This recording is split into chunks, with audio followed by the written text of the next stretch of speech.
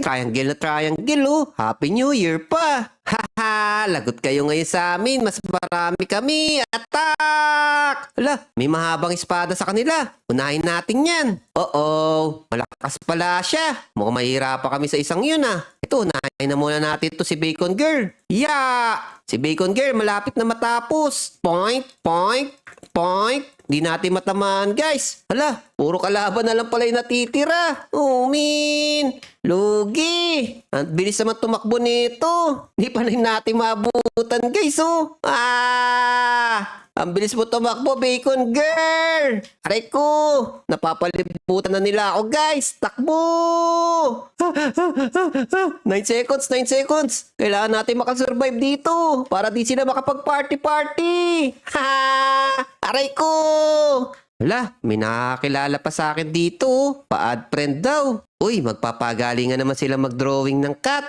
Okay guys, eto na yung drawing nila. Uy, ang cute naman ng pusa niya. Etong kabila, walang drawing. Haha, dito tayo. Alright, walang bumoto doon sa kabila. Wala naman silang drawing eh. Sayawan na lang tayo. Uy, ang ganda naman na ito-drawing nila. Scarf. Mukhang magaling to si Lirili Lara Lara. Haha, Lirili Lara. Para pala siyang brain rot eh. Ito na guys, sino kaya mas magandang drawing sa kanila? Wow, ang cute naman. May tao pa. Samantalang eto, ano yan? Teddy bear yata yan eh. Ito tayo, naka-scarf talaga. Naku, may kakampi kaya sa napili natin. Uy, madami-dami din kami.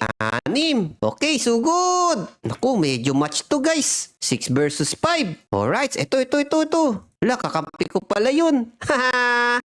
Eto si Lirililarila. Boom! Ito pa.